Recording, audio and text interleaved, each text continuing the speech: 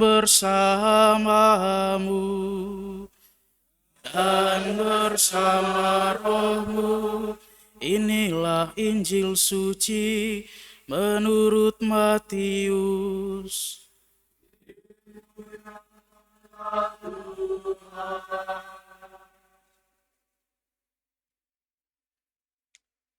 Sekali peristiwa, datanglah kepada Yesus seorang kepala rumah ibadat.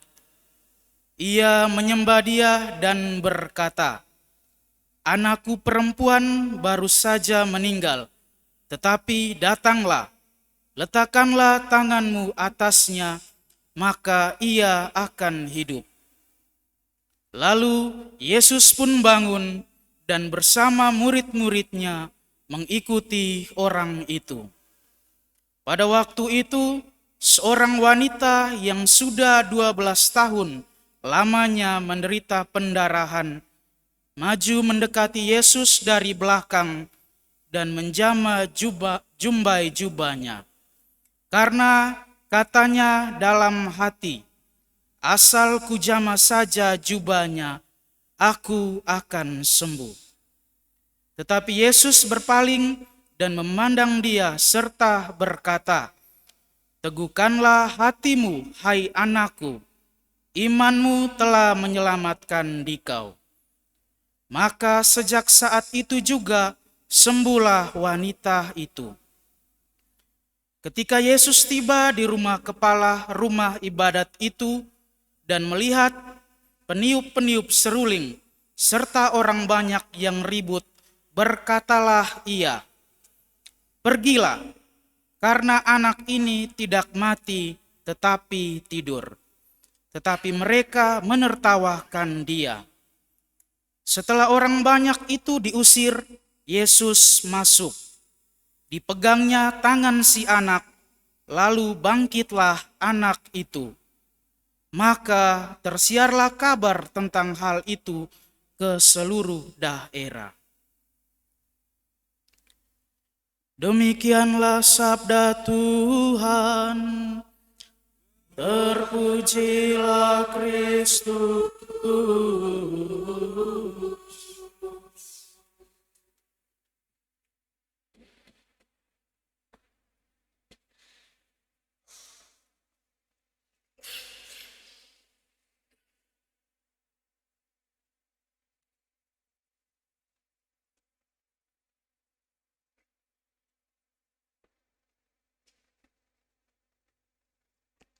Saudara sekalian terkasih dalam Tuhan, ada berapa tugas pokok Kristus? Berapa? 3. Apa saja?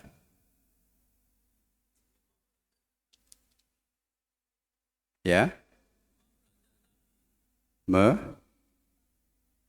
Mengajar, menguduskan, dan memimpin. Sebagai subjeknya, nabi, imam, dan gembala. Apa namanya itu? Tria Munera Christi. Ada 3 tugas Kristus. Ya. Sekarang dilanjutkan oleh siapa? Para imam dalam kapasitas sebagai imamat jabatan. Tapi juga terkena pada setiap orang yang dibaptis. Siapa orang-orang yang dibaptis ini? Pembentuk bangunan rohani yang namanya gereja. Berarti gereja adalah kita semua yang dibaptis.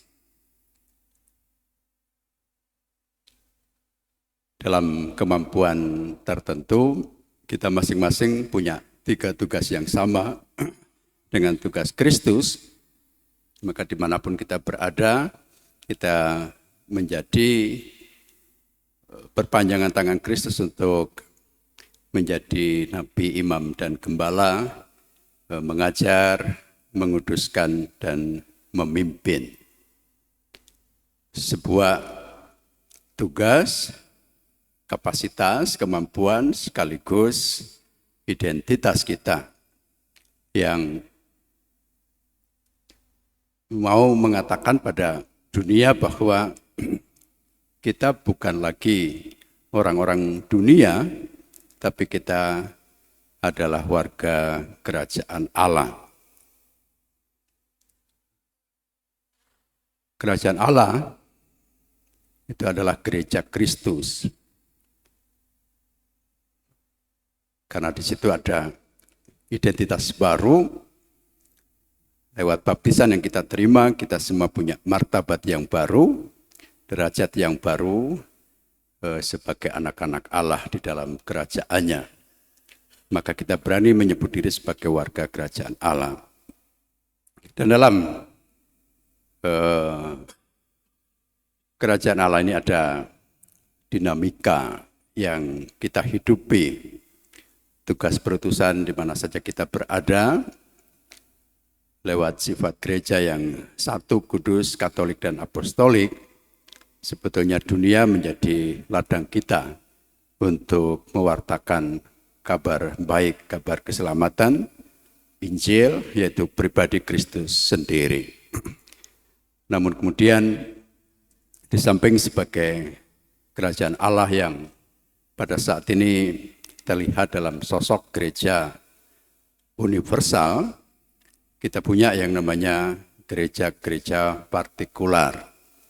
Gereja-gereja yang lebih khusus, bisa terkait dari daerah tertentu atau wilayah tertentu. Juga nanti barangkali tradisi atau budaya tertentu. Nah, gereja-gereja partikular itu adalah gereja-gereja keuskupan. Namun karyanya tidak akan menjadi ketat, eksklusif hanya di keuskupannya. Bisa katakanlah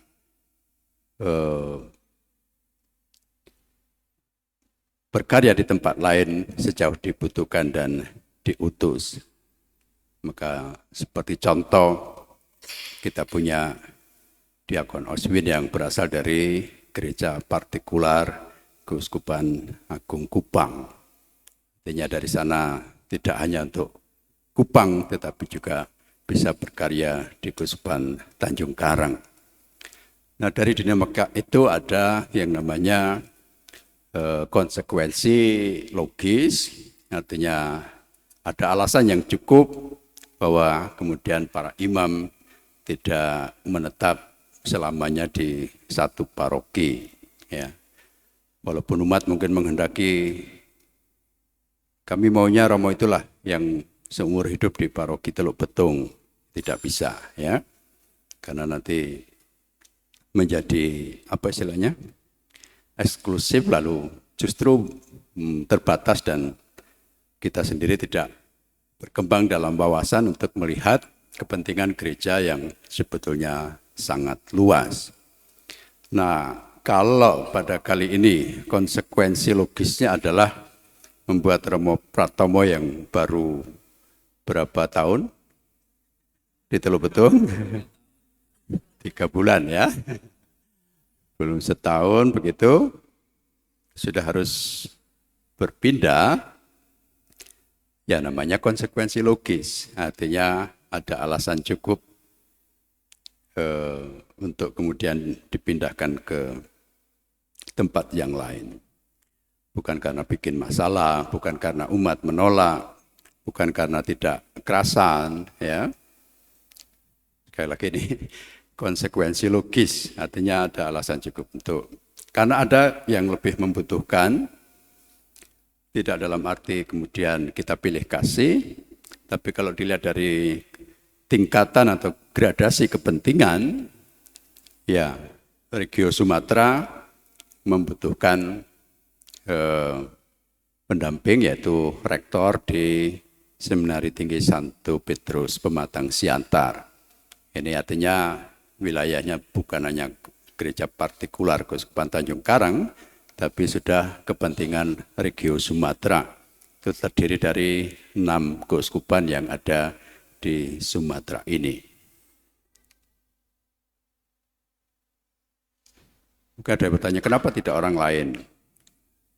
Nah, sementara kita kekurangan tenaga, ya. Maka walaupun kecil, kita belum punya banyak tenaga. Romo Henry pernah, Romo Toto pernah di sana. Maka pilihannya ya generasi selanjutnya, ya.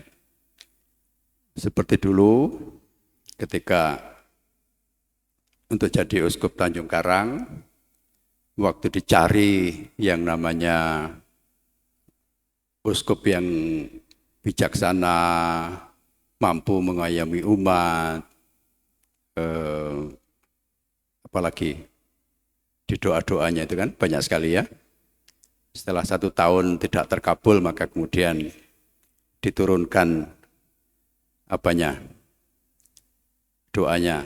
Ya, siapapun uskupnya kami terima. Ya. Akhirnya dapat yang seperti ini. Nah, begitu juga untuk rektor Seminari Tinggi Santo Petrus, diharapkan yang sebetulnya sudah barangkali kursus atau punya gelar dengan pendidikan, tingkat pendidikan yang tinggi, yang nanti bisa katakanlah memimpin Seminari Tinggi Santo Petrus dengan baik karena kapasitasnya, tetapi tampaknya juga tidak ada rotan akar pun jadi. Nah, ini melulu dari Romo Pratomo adalah soal kemauannya, siap diutus kemanapun pergi, walaupun menderita. Tidak bisa menolak, seperti saya juga tidak bisa menolak, demikian juga romo-romo yang lain tidak bisa menolak, karena janji yang sudah mengikat, yang pernah diucapkan, siap untuk berkarya dimanapun. Untuk kepentingan para frater di Regio Sumatera, ya pasti tidak asal pilih, karena Romo Pratomo sudah terbiasa mendampingi para frater yang liburan, kemudian para frater yang akan top, para frater yang akan diakon, ya. Entah itu kesengajaan untuk mempersiapkan diri supaya nanti siap diutus. Saya tidak tahu, nanti tersembunyi dalam hatinya. Tapi ya ketika kita mencoba mencari siapa yang bisa ke sana, ya akhirnya pilihan saya jatuhkan pada Romo Pratomo. Penggantinya Romo Suroyo, yang nanti kapasitasnya sebagai administrator. Apa itu? Hanya ngurusi administrasi paroki. Artinya, itu arti ekstremnya. Seperti pastor paroki, tetapi tidak punya wewenang dan kapasitas untuk mengambil kebijakan yang katakanlah bersifat tetap untuk sebuah paroki, misalnya nanti membentuk dewan paroki, kemudian mengubah komposisi lingkungan atau mengambil kebijakan-kebijakan strategis, ya. Sementara tugasnya adalah melanjutkan kebijakan yang sudah ditetapkan oleh pastor paroki sebelumnya, ya. Tapi pasti dengan rangka tetap menjalankan tria Munera Christi tadi, yaitu tugas mengajar, tugas menguduskan, dan tugas memimpin. Artinya sementara, sampai kapan juga tidak tahu, nanti di SK-nya sampai waktu yang tidak bisa ditentukan oleh siapapun, belum ditentukan, begitu. Artinya kita selalu siap. Nah, itulah dinamika yang terjadi, maka tidak usah banyak membahas, fokus pada apa yang menjadi tugas kita dalam mengembangkan paroki Teluk Betung, ya. Nanti yang tidak hadir dikasih tahu, ya. Ini semua perwakilan. Jangan disimpan sendiri apa yang terjadi pada hari ini. Dan ada pengajaran yang penting bagi kita untuk melihat bahwa pendampingan Allah seperti tadi yang diperlihatkan dalam bacaan pertama kepada Israel. Dalam situasi apapun, Allah sangat mengasihi Israel. Walaupun Israel sering tidak setia. Artinya karya belas kasih dan pendampingan Allah harus selalu diperlihatkan. Dan Tuhan memberi martabat yang baru sebagai Israel sebagai istrinya. Artinya ada kasih yang sangat besar sebagaimana mempelai pria mencintai mempelai wanita. Dan itu juga yang diperlihatkan dalam diri Yesus, wajah belas kasih Allah yang sejati, kasih yang bersifat pribadi, kasih yang hidup, kasih yang juga harus kita perlihatkan dalam tugas perutusan kita masing-masing. Pembangunan tubuh mistik Kristus ini menuntut peran serta dari kita semua. Karena kita semua sudah dibaptis. Kita membuat suatu bangunan rohani yang rapi tersusun, kata Santo Paulus. Karena apa? Karena memang kita punya dari sel terkecil keluarga yang kita sebut Ecclesia Domestica sampai ke tingkat yang paling tinggi gereja universal dengan paus sebagai kepalanya. Satu kesatuan yang rapi tersusun. Maka kita buktikan bahwa bangunan rohani selalu hidup, terutama dalam karya-karya belas kasih kepada sesama. Fungsi dan identitas kita yang utama sebagai garam dan terang dunia, serta sakramen keselamatan bagi semua orang.